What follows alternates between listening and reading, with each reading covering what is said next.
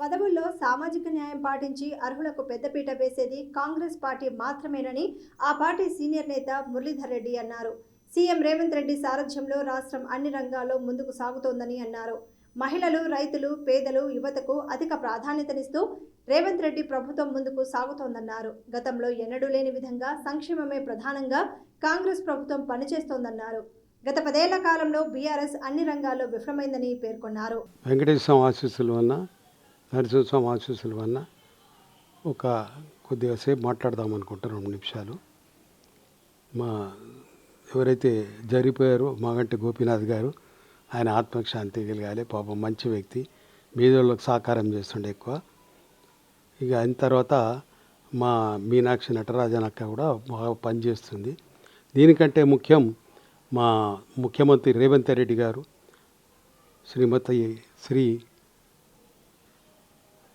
వారు గీతక్క, వీళ్ళు చాలా కష్టపడుకుంటున్నాడు. ఆయన ఎన్ని విధాలు ఎన్నైనా ఆయన బాగా సహకరిస్తున్నాడు. ఆయన లేనిది పార్టీ లేదు. ఈ కొంతమంది మిస్యూజ్ చేస్తున్నారు. ఎన్నైనా ఆయనకు అది బ్లెస్సింగ్స్.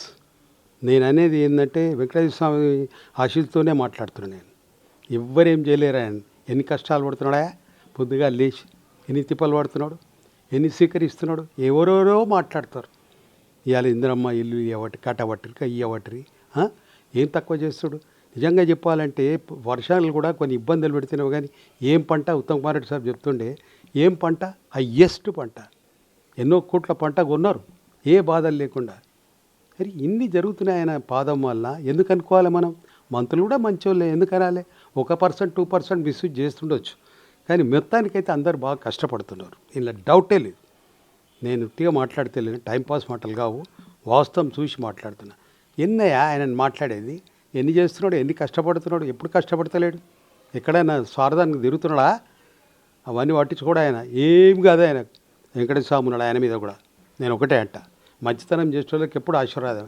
ఒకప్పుడు నల్లమల్లెళ్ళకి వచ్చాను అన్నాడు, అక్కడ ఉంటున్నా అన్నాడు. నల్లమల్లిలోనే ఇవాళ దళితులకు అందరూ సహకరిస్తున్నాడు. ఇలా సామాజిక వర్గాన్ని న్యాయం చేసిండు ఆయన. గొప్పతనం అది. ఏంది అది? అరిగిన మాటలు కాదు. సామాజిక వర్గానికి న్యాయం చేసిండు. తప్పేముందల్లా? కులాలు వద్దు, గుణాలు కావాలి. అది స్వార్థంగా చేయలే ఆయన. మంచిగా చేసిండు. సంతోషపడాలి అందరం, ఎందుకు బాధపడాలి? ఇంకే ఇదే ప్రతి ఒక్కటి మంచిగా సమయానికి పడుతుంది, వర్షాలు పడుతున్నాయి. ఇక కొద్దిగా ఏం చేస్తారు, ఆడ బ్యాంక్ ఖాళీ ఉండి ఇస్తే ఇన్ని కష్టాలు పడుతున్న బట్ట అని అది చేసేపటికే ఇంతవరకు వచ్చింది. లేకపోతే ఆయన అందరికీ చేసేవాడే, చేస్తూనే ఉన్నాడు. ఇప్పటికి కూడా అవతలేడు ఎక్కడ కూడా. వర్షాన్ని పడే పంటలు రాబట్టే అందరు హాయిగా ఉన్నారు. కొద్దిగా ఇబ్బందులు వస్తాయి. రానోడు ఎవడో కుటుంబం మీద మేము చేయలేము. ఇంత పెద్ద సంస్కారం ఎట్లా మెయింటైన్ చేస్తాడు?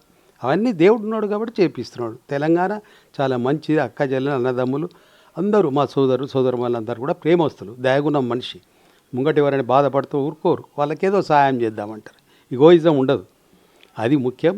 అదే నేను మాట్లాడాలనుకుంటా. పోలీస్ వ్యవస్థ కూడా మంచిగా ఉంది. ఒక 2% మిస్యూజ్ చేస్తున్నాయా, అది బాధ అనిపిస్తుంది.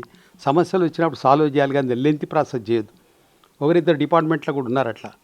ఈ టౌన్ ప్లానర్ కూడా ఒకరిద్దరు మిస్యూజ్ చేస్తుంటారు. వాళ్ళే ఇస్తారు, వాళ్ళే నెత్తినొప్పిస్తుంటారు.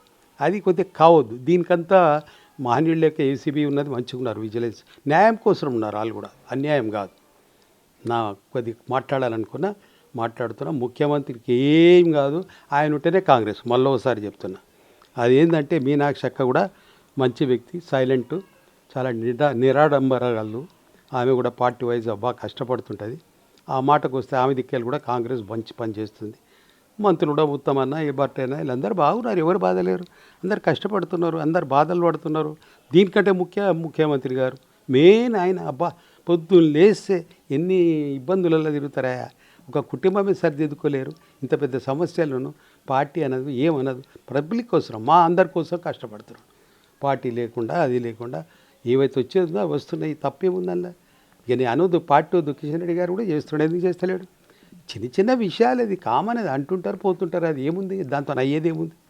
వక్ర భాష మాట్లాడేటోళ్ళు కొంతమంది ఉంటారు, చెడగొడుతుంది. అది ఏం కాదు, అంతా మంచిగా జరుగుతుంది. ఆయన ఉంటే కంటిన్యూ కాంగ్రెస్ పార్టీ ఉంటుంది. మళ్ళీ ఒకసారి మాట్లాడతాను. ఇది నేను ఉట్టి గంటలు వెంకటేశ్వర ఆశీస్సుతో మాట్లాడుతున్నా. నాకు ఈ సమయం ఇచ్చి మాట్లాడినందుకు మీ అందరికీ నా హృదయపూర్వక ధన్యవాదాలు.